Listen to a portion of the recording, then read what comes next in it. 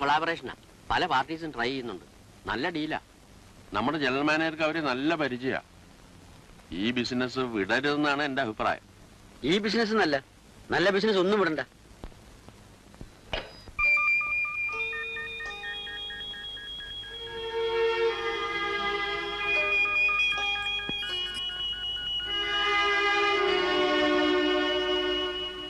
Delegates എല്ലാം Muscat ഹോട്ടലിലാണ് താമസിക്കുന്നത്. വൈകിട്ടത്തേക്ക് അപ്പോയിന്റ്മെന്റ് ഫിക്സ് ചെയ്തിട്ടുണ്ട്. ഞാൻ പൊയ്ക്കോളാം. ഓ,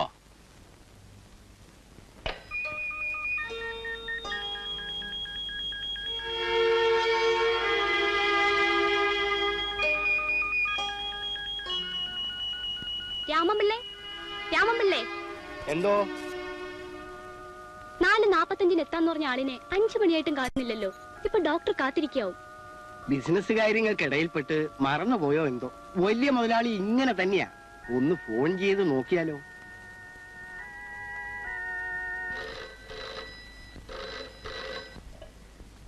hello hello, yes, manager here. അദ്ദേഹം അവിടെ ഉണ്ടോ? അദ്ദേഹം ഓഫീസിൽ നിന്ന് പോയി. എങ്ങോട്ടാണെന്നറിയാമോ? മസ്കറ്റ് ഹോട്ടലിലേക്കാ. അവിടെ റഷ്യൻ ഡെലിഗേറ്റ്സുമായി അല്പം ബിസിനസ് സംസാരിക്കാൻ വേണ്ടി പോയതാ.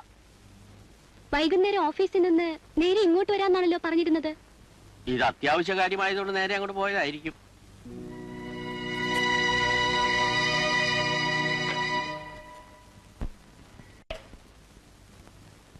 നമ്മുടെ കൊച്ചു മുതലാളി ആളാകെ മാറിയിരിക്കും. ഒരൊറ്റ ബിസിനസ് വിടില്ല, 4 കാശ് അനാവശ്യമായി ചെലവാക്കില്ല. വീട്ടുകാര്യങ്ങൾക്ക് പോലും 2ാം സ്ഥാനമേ ഉള്ളൂ. നമ്മുടെയൊക്കെ നല്ല കാലം പഴയ കണക്കിന് പോയിരുന്നെങ്കിൽ ഈ ഓഫീസ് പൂട്ടിയേനെ. എത്രയൊക്കെ ആയാലും ആ അച്ഛന്റെ മകനല്ലേ. ഡാനഗി ട്രേഡിംഗ് കോർപ്പറേഷന്റെ managing director mister Venugopala Menon Russian ഡെലിഗേറ്റ്സ്മാര് കോൺഫറൻസിന് വന്നിട്ടുണ്ട്. അദ്ദേഹത്തെ അത്യാവശ്യമായിട്ടൊന്ന് കിട്ടണം. കോൺഫറൻസ് നടന്നുകൊണ്ടിരിക്കുകയാണ്. ഡിസ്റ്റർബ് ചെയ്യാൻ പാടില്ലെന്ന് പറഞ്ഞു. നമ്പർ തന്നാൽ അങ്ങോട്ട് വിളിക്കാൻ പറയാം. Conference ആണത്രേ, conference. 5 മണി മുതൽ ഡോക്ടർ കാത്തിരിക്കുകയാണ്. കോൺഫറൻസും ബിസിനസ്സും മതിയല്ലോ, മനുഷ്യരെ വേണ്ടല്ലോ. അച്ഛന്റെ മകൻ എന്ന് പറഞ്ഞാൽ അസൽ അച്ഛന്റെ മകൻ തന്നെ. കളിയും ചിരിയും ഡാൻസും പാട്ടുമായിട്ട് നടന്നതാണ്. ഇങ്ങനെ ഒരു മാറ്റം വരുമെന്ന് സ്വപ്നത്തിൽ ഈ രാമൻപിള്ള പോലും വിചാരിച്ചതല്ല. എല്ലാം കുഞ്ഞിന്റെ ഭാഗ്യം തന്നെ. ഭാഗ്യം? ഇങ്ങനെ ഒരു ഭാഗ്യമേ എനിക്ക് വേണ്ട. പണം ഉണ്ടാക്കുന്നത് അതിൽ മനുഷ്യരായിട്ട് മൂടാനായിരിക്കും.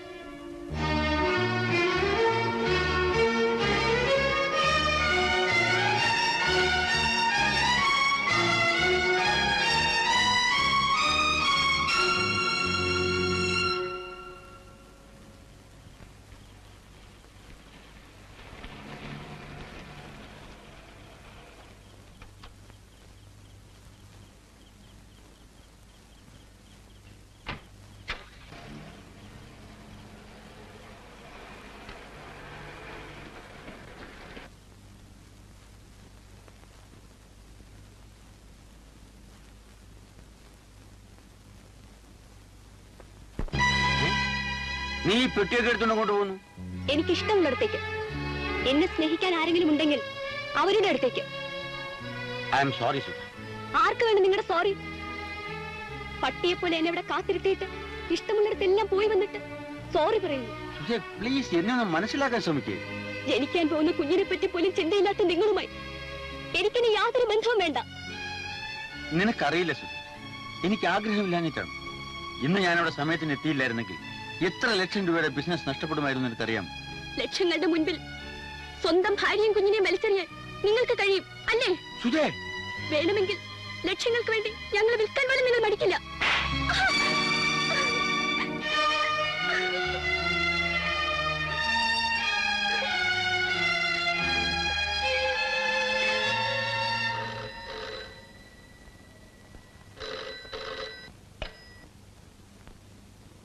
Hello, yes speaking. ഹലോ, ഞാൻ രാമൻപിള്ളയാണ് മുതലാളി. എന്താ രാമൻപിള്ളേ? കൊച്ചു മുതലാളിയും സുധക്കുഞ്ഞും തമ്മിൽ എന്തോ പറഞ്ഞ് വഴക്കുണ്ടായി. എന്നിട്ട് സുധക്കുഞ്ഞ് വീട്ടിൽ നിന്ന് ഇറങ്ങിപ്പോയി. ഓഹോ,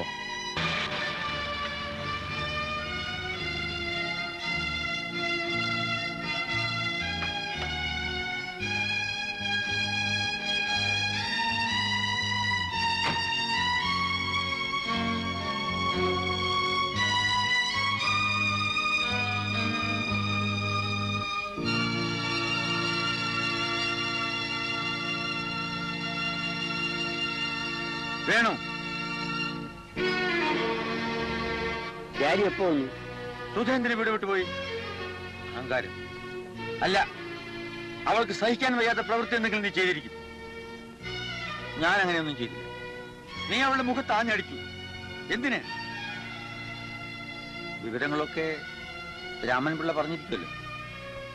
ഞാൻ കേട്ടതൊക്കെ ശരിയാണെങ്കിൽ തെറ്റ് നിന്റെ ഭാഗത്താണ്. ഉടനെ പോയി അവളെ വിളിച്ചുകൊണ്ട് വരണം.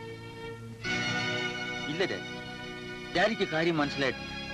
പെണ്ണിന് അഹങ്കാരം മൂത്താൻ അതിനൊരു പരിധി വേണം. എടാ, ഒരു പെണ്ണിനെ സ്നേഹിക്കാനും അവളെ വിവാഹം കഴിക്കാനും വേണ്ടി ഉറക്ക ഗുളിക കഴിക്കാനും പഠിച്ച നീ ഒരു ഭർത്താവാകാൻ പഠിച്ചില്ല. ഞാൻ മനഃപൂർവ്വം നെഗ്ലക്ട് ചെയ്തു എന്നാണോ ഡാഡി പറയുന്നത്? ഞാനൊന്ന് ചോദിച്ചോട്ടെ, ഡോക്ടറെ കാണാൻ പോകാൻ കാത്തിരിക്കണമെന്ന് പറഞ്ഞിട്ട് നീ പോയി.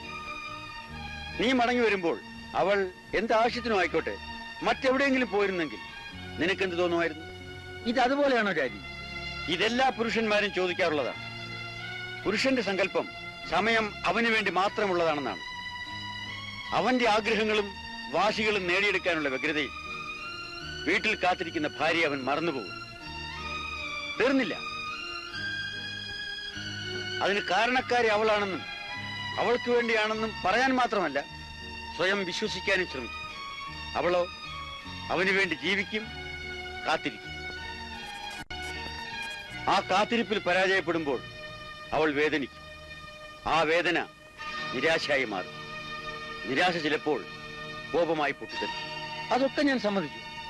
പക്ഷെ അന്ന് ഞാൻ എന്തുകൊണ്ട് താമസിച്ചു എന്ന് ചോദിക്കാൻ പോലും അവൾക്ക് തോന്നിയില്ലല്ലോ. എന്തിനു ചോദിക്കണം? അവൾക്കറിയാൻ പാടില്ലാത്തതാണ്. ബിസിനസിന് വേണ്ടി, സമ്പാദിക്കാൻ വേണ്ടി. That's all. മോനെ, ഈ ലോകത്ത് പല വ്യാധികളുമുണ്ട്. അതിലേറ്റവും വലിയ വ്യാധിയാണ് പണം സമ്പാദിക്കാനുള്ള അത്യാർത്തി. ഒരുപക്ഷെ നീ ചോദിച്ചേക്കാം, അച്ഛൻ എന്തിന് ഇത്രയൊക്കെ സമ്പാദിച്ചു കൂട്ടിയെന്ന്. പരിതസ്ഥിതികൾ എന്നെ അതിലേക്ക് നയിച്ചു. പണത്തിന് പുറകെ എല്ലാം മറന്ന് ഞാൻ ഓടി. കാലുകൾ തളർന്ന് താഴെ വീണപ്പോഴാണ് പാഠം പഠിച്ചത്. പക്ഷെ വൈകിപ്പോയിരുന്നു മോനെ, വളരെ വൈകിപ്പോയിരുന്നു. നേടിയതിൽ എത്രയോ ഏറെ ഞാൻ അപ്പോഴേക്കും നഷ്ടപ്പെട്ട് കഴിഞ്ഞിരുന്നു.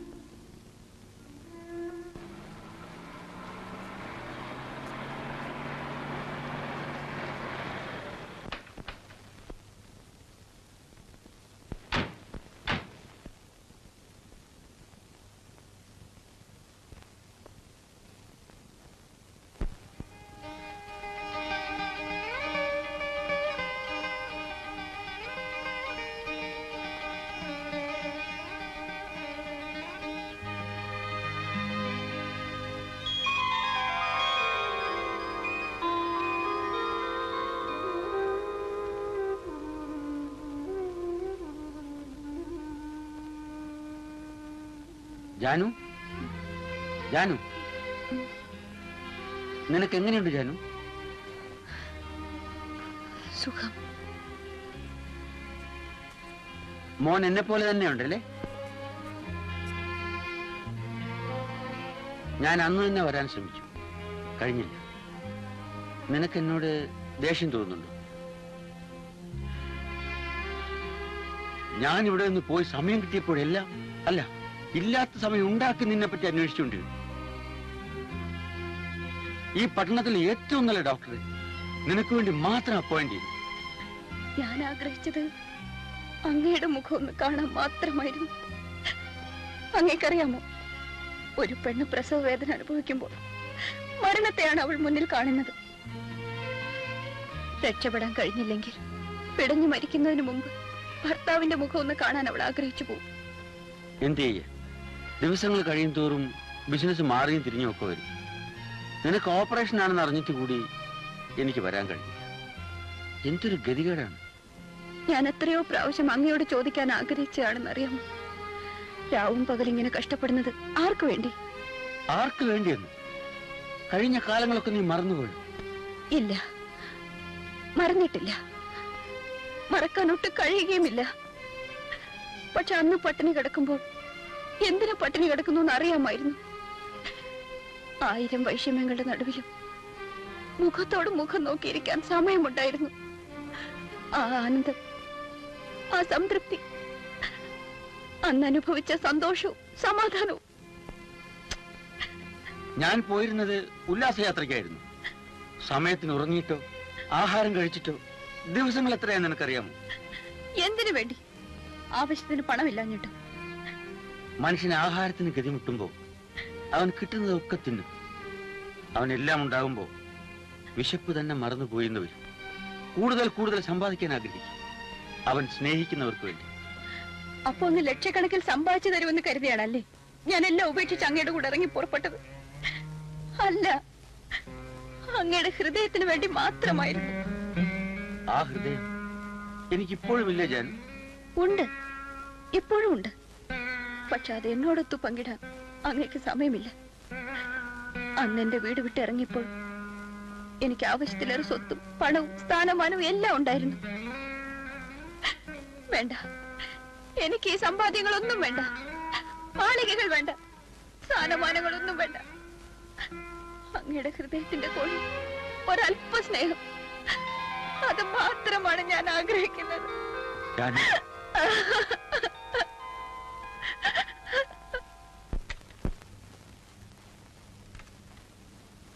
എന്നെ അന്വേഷിച്ചെന്ന് പറഞ്ഞു.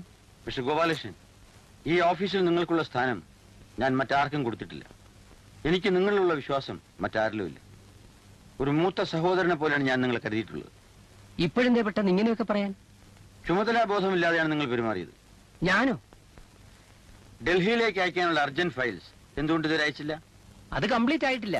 ആയ ഉടനെ അയക്കാം. എന്തുകൊണ്ടായില്ല എന്ന് ചോദിച്ചാൽ ഒരു നിമിഷം പോലും ജോലി ചെയ്യാതെ ഞാൻ ഓഫീസിൽ ഇരുന്നിട്ടില്ല.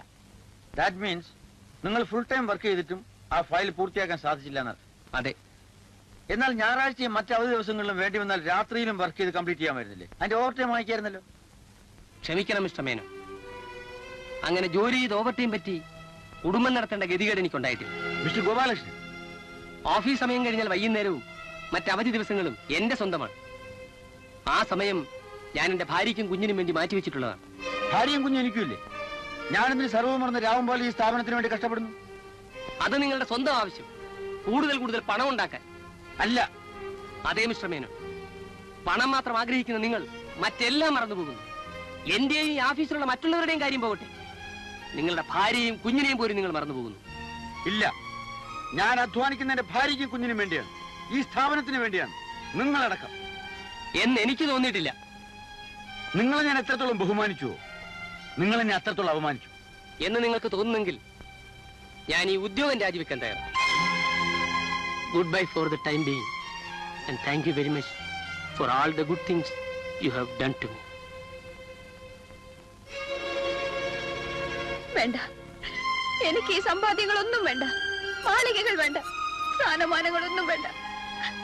അങ്ങയുടെ ഹൃദയത്തിന്റെ കോഴി ഒരല്പ സ്നേഹം, അത് മാത്രമാണ് ഞാൻ ആഗ്രഹിക്കുന്നത്. ജാനു, ജാനു, കൊച്ചമ്മ ആശുപത്രി പോയി.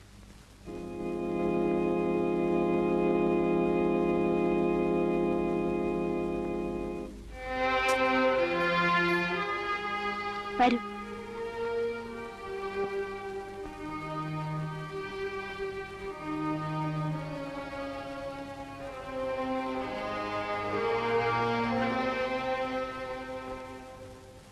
ഡോക്ടർ എന്നിൽ നിന്ന് എന്തോ മറക്കുകയാണ്. പറയൂ ഡോക്ടർ. മറക്കുന്നുണ്ടെന്ന് ആര് പറഞ്ഞു? എനിക്ക് മിസ്റ്റർ മേനോനോടും ചിലത് പറയാനുണ്ടെന്നല്ലേ പറഞ്ഞുള്ളൂ. രോഗം എനിക്കല്ലേ, ചികിത്സിക്കുന്നത് എന്നെയല്ലേ, പിന്നെന്താ ഡോക്ടർ പറഞ്ഞാൽ? മിസ്സസ് ജാനകിയോട് പറയാനുള്ളതെല്ലാം പറഞ്ഞു കഴിഞ്ഞല്ലോ. ഇനി മിസ്റ്റർ മേനോനുമായി സംസാരിച്ച് ചികിത്സയെപ്പറ്റി ചില തീരുമാനങ്ങൾ എടുക്കാനുണ്ട്. അദ്ദേഹത്തോട് പറഞ്ഞിട്ടോ? എങ്കിൽ എത്ര നന്നായിരുന്നു. അദ്ദേഹത്തിന് ബിസിനസിനെ പറ്റിയുള്ള തീരുമാനങ്ങൾ എടുക്കാൻ മാത്രമേ സമയമുള്ളൂ. വീടിനെ പറ്റിയോ എന്റെ ചികിത്സയെ പറ്റിയോ ചിന്തിക്കാൻ എന്റെ ഭർത്താവിന് സമയം ഉണ്ടാവില്ല. ഒരുപക്ഷെ എന്റെ കാലം കഴിഞ്ഞാൽ. എന്താ ജാനു, എന്താ നീ പറയുന്നേ? എന്നോട് പറയാതെ ഓടി വരാൻ മാത്രം എന്തുണ്ടായി? What's a trouble doctor? ഇരിക്കൂ. ക്ഷീണം പോലെ തോന്നി, ഒരു ചെക്കപ്പിന് വേണ്ടി ഇങ്ങോട്ട് വന്നു, അത്രേ ഉള്ളൂ. ഇല്ല, അങ്ങനെ വെറും ക്ഷീണം തോന്നിയാൽ ജാനകി എന്നെ അറിയിക്കാതെ ഇവിടെ വരില്ല. Tell me doctor, what's the matter? Mrs Menon ഇവിടെ ഇരിക്കൂ. 1 minute. Mr Menon, please come.